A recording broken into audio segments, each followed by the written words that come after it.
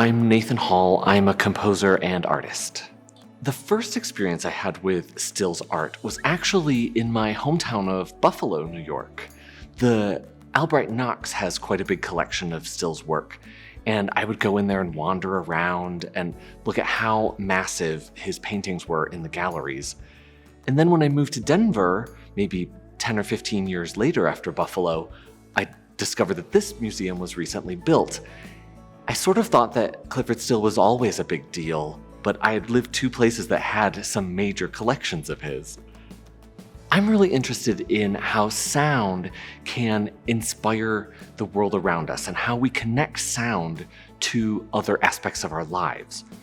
And that's where the terraces come in. This would be a great place to have sound out there for visitors to experience, connecting Still's work with the music pieces that I've made, along with sort of renovated, revamped garden spaces as a multi-sensory experience. I then thought, this would be a great collaboration between the Botanic Gardens. Let's have plants that connect our community here in the Front Range with plants that Clyfford Still had experienced in his lifetime. My name is Kevin Phillip Williams. I'm an assistant curator at Denver Botanic Gardens. I first came here in 2015, and I think it might have been my first real introduction to Still's artwork. And I was just absolutely blown away. I felt an instant connection to the work. I just found it so moving and energizing and really attractive. And then the building itself, I'm really into brutalism and materiality. So everything from the terrazzo and the concrete and the light, the wood floors, everything just spoke to me so deeply here that I instantly declared it my favorite museum in Denver, and I knew I was going to come back as much as possible. The sound installations out on the terraces have many components, but some of their works are classical pieces that I've written about Clyfford Still. One of the pieces has his journal writings that I've then set to music, and another piece has his dictaphone recordings made into kind of a sound collage. He once acquired this machine that allowed them to record things at home, which was very novel at the time. We just have phone memos and recorders all over the place. But at the time, he would record himself playing piano. He was an accomplished pianist himself. He would record his family saying things about their day. And I thought this would be a great way to show Clyfford Still's softer family side and his musical abilities. Recognizing that Still grew up and was influenced by the prairies and by what we call the steppes, I knew that there was some way to connect the places that he lived and grew and studied with Denver. And so I really wanted to use that bioregionalism as a concept to anchor the museum in Denver and anchor Still's life here in some way.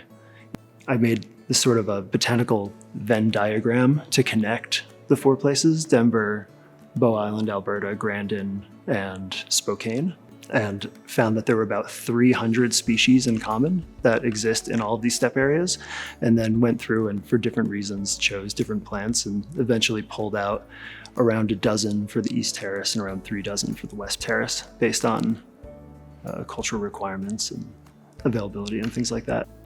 Landscape design is sort of this active and reactive art form.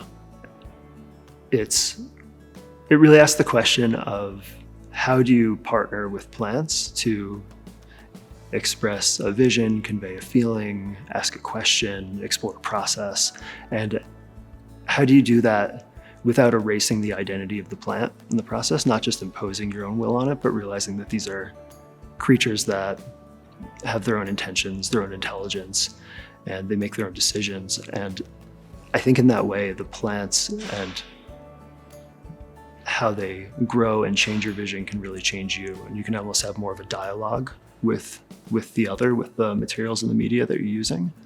And I think the point is really to create something new together.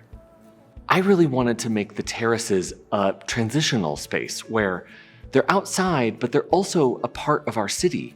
We can hear the noises from traffic. We can hear people walking outside.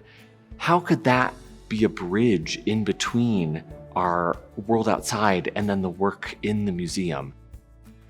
I think when you come to a museum, most museums, they have a particular sound world. You are maybe expected to be quiet or enjoy things in a kind of silence or reverence to the work. But I don't know if that's always what people want or need out of their artistic experience. I think you can actually make a lot more connections in your brain when you think about the combination of sound and visual. We get a more human experience out of art that way. I really want people to feel surprised when they find these spaces. I want them to be surprised not only that these gardens are here, but surprised by the style of the garden. And if they're repeat visitors, really be surprised by how they change. The design is never static. So I really want people to find some sort of joy in that.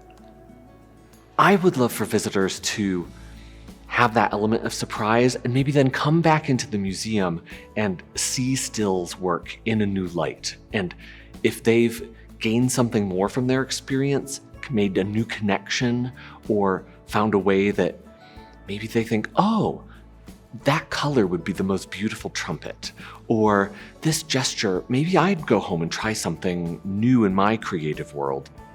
My work is a success.